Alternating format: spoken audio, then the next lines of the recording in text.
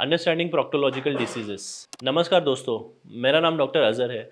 मैं एक laparoscopic GI and colorectal surgeon हूँ और आज हम बात करेंगे एक ऐसे टॉपिक पर जो लोगों को बहुत शर्मिंदगी का एहसास कराता है, प्रोक्टोलॉजिकल डिसीजेस यानी कि रेक्टम और एनस से जुड़ी हुई बीमारियाँ।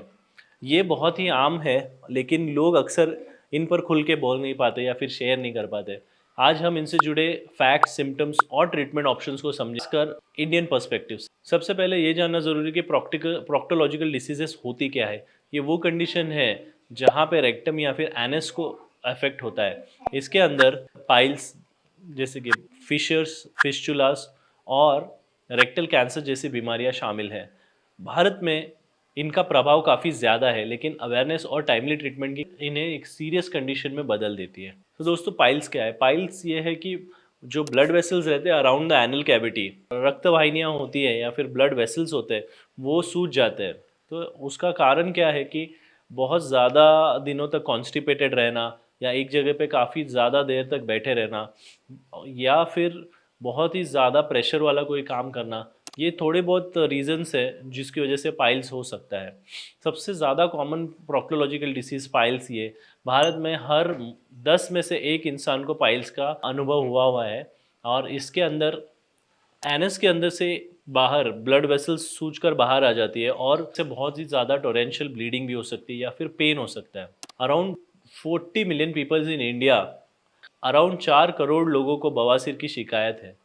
एक रिसर्च के मुताबिक करीबन 4 करोड़ लोगों को भारत में बवासीर की समस्या होती है, लेकिन ये अक्सर लाइफस्टाइल इश्यूज जैसे कॉन्स्टिपेशन, लैक ऑफ फाइबर और प्रोलॉन्ग सिटिंग की वजह से होता है। फिशर्स फिशर्स का मतलब होता है जो एनल कैनाल है जगह पे छोटे छोटे टीयर्स आ जाना। इस टीयर्स का जरूर इसका टीयर्स का रीज़न होता है कि काफ़ी हार्ड मोशन होने के बाद ये टीयर्स प्रोड्यूस होते हैं और अगली बार जब वो पर्सन मोशन पास करता है तो उस टीयर्स के ऊपर से मोशन रब करने की वजह से काफ़ी जलन होती है। सो मोशन के बाद जलन, ये भी एक काफ़ी कॉमन सिम्टम्स है काफ़ी लोगों के अंदर, और इसको हम लोग एनल फिशर्स कहते हैं। अगली बीमारी, ये बहुत ही पेनफुल कंडीशन होती है, खासकर बाउल मूवमेंट होने के बाद। भारत में ये बीमारी काफ़ी कॉमन है और ये कभी कभी इम्प्रॉपर टॉयलेटिंग हैबिट्स या फिर क्रॉनिक कॉन्स्टिपेशन की वजह से भी हो सकती है। स्टैटिस्टिक्स के हिसाब से भारत में 20% से ज़्यादा लोग अपनी लाइफ में कभी ना कभी फिशर को एक्सपीरियंस करेंगे। इसकी वजह से सीवियर पेन, दर्द होना, ब्लीडिंग होना या फिर डेली रूटीन में डिस्कम्फर्ट होना भी शामिल है। कुछ कुछ लोग तो डाइट खाना भी बंद कर देते हैं ये डर से कि उनको मोशन ना। एनल फिस्टुलास, फिस्टुला एक सीरियस प्रोक्टोलॉजिकल कंडीशन है। इसके अंदर रेक्टम और स्किन के बीच में एक कनेक्शन तैयार हो जाता है या बन जाता है, जो और वो इन्फेक्ट हो जाता है, जिसकी वजह से क्रॉनिक इन्फेक्शन, एक फिस्टुलस या फिर एक ट्यूब जैसा कम्युनिकेशन हो जाता है, जिसके अंदर से पस डिस्चार्ज होना या फिर सीरस डिस्चार्ज होना चलता रहता है। फिस्टुला का प्रॉपर ट्रीटमेंट होना बहुत ज़रूरी है, क्योंकि अगर प्रॉपर ट्रीटमेंट नहीं हुआ तो रिपीटेड इन्फेक्शन हो सकते हैं और ये फिस्टुलस ट्रैक्स जो है वो काफ़ी ऊपर तक भी जा सकते हैं, जो उसे कॉम्प्लेक्स फिस्टुला में तब्दील कर सकते हैं। सो सही समय पर फिस्टुला का ट्रीटमेंट होना बहुत ज़रूरी है। रिसर्च के अनुसार भारत में पेरिनेल फिस्टुला हर 5,000 लोगों में से एक को हर साल होता है और ये ज़्यादातर मर्दों को प्रभावित करता है। एनल फिस्टुलास को ट्रीटमेंट करने के लिए सर्जरी की ज़रूरत होती है। आइए जानते हैं नेक्स्ट डिसीज़ के बारे में, जिसको हम लोग कोलोरेक्टल कैंसर्स बोलते हैं या फिर रेक्टल कैंसर्स। ये प्रोक्टोलॉजिकल डिसीज़ के अंदर एक सबसे डेंजरस कंडीशन है। हम जो कोलोरेक्टल कैंसर्स है, ये कोलॉन या रेक्टम के सेल्स को अबनॉर्मल ग्रोथ की वजह से होती है। भारत में इसका प्रभाव धीरे धीरे ज़्यादा बढ़ते जा रहा है और यंग ऑनसेट या फिर अर्ली ऑनसेट कोलोरेक्टल कैंसर्स का इंसिडेंस या फिर उसका जो रेट है वो भी काफ़ी ज़्यादा है। हमारे यहाँ पे स्क्रीनिंग, एक रोबस्ट स्क्रीनिंग प्रोग्राम नहीं है इंडिया के अंदर। सो जिसकी वजह से हमने जो भी ये पेशेंट्स मिलते हैं वो मोस्ट ऑफ द टाइम सोचते हैं कि ये पाइल्स है, उसकी वजह से ब्लीड हो रहा है, एंड वो हमारे पास काफ़ी एडवांस स्टेजेस में आते हैं, जहाँ पे ट्रीटमेंट के आउटकम्स में उतना अच्छा नहीं होता जितना वो अर्ली स्टेजेस में रहेगा। सो अर्ली डिटेक्शन और रेगुलर स्क्रीनिंग करने की बहुत ज़्यादा ज़रूरत है। इसकी वजह से, अर्ली डिटेक्शन की वजह से हम किसी भी कैंसर को फर्स्ट स्टेज में हम लोग उसको कैच कर सकते हैं और जल्दी से जल्दी ट्रीट कर सकते हैं। अगर हम लोग रिसर्च इंडियन डेटा का अगर हम लोग फॉलो करें तो भारत के अंदर 7th मोस्ट कॉमन कैंसर जो है वो कोलोरेक्टल कैंसर है और हर साल इसकी वजह से 65,000 से ज़्यादा लोग डायग्नोस होते हैं। अगर हमें अर्ली स्टेज पे इसका पता चले तो इसका ट्रीटमेंट पॉसिबल है और इवन क्योर भी पॉसिबल है।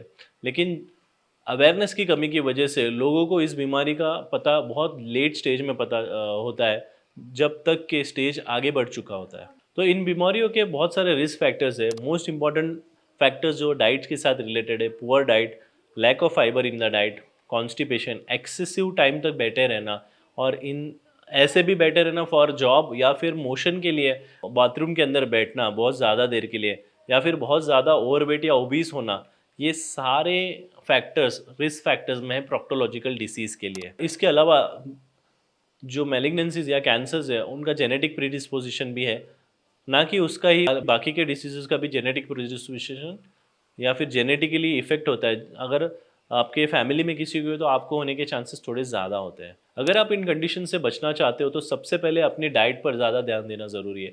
फाइबर रिच फूड्स खाना चाहिए, फ्रूट्स, वेजिटेबल, होल ग्रेन्स आपके डाइट में होने चाहिए। प्रोसेस फूड अवॉइड कर लीजिए, एक्सेसिव सॉल्टी फूड अवॉइड कीजिए, अच्छा हाइड्रेशन मेंटेन करिए, और एक जगह पे ज़्यादा देर बैठना सही बात नहीं है। बीच बीच में माइक्रो ब्रेक्स ले लीजिए, 2-2 घंटे के फिर आप ब्रेक ले लीजिए, 1-2 मिनट का आप वॉक करके आइए। हाइड्रेशन को मेंटेन रखिए और बाउल मूवमेंट्स के दौरान ज़्यादा स्ट्रेन मत कीजिए। रेगुलर एक्सरसाइज भी इस कंडीशन को प्रिवेंट करने में मदद कर। अब आइए जानते हैं कि ट्रीटमेंट ऑप्शंस क्या है। इन कंडीशंस में माइल्ड केसेस में लाइफस्टाइल चेंजेस और स्मॉल मेडिकेशन से कंट्रोल किया जा सकता है, लेकिन अगर प्रॉब्लम ज़्यादा सीवियर हो गई है तो आपको सर्जिकल इंटरवेंशंस की भी ज़रूरत पड़ सकती है।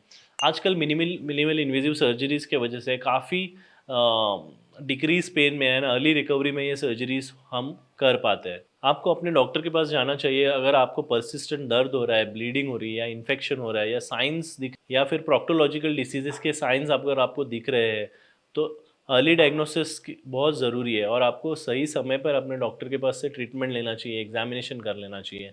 अगर आप ज़्यादा शर्माएंगे तो फिर आपका डिसीज़ का स्टेज जो है वो आगे चला जाएगा, which will give a problem.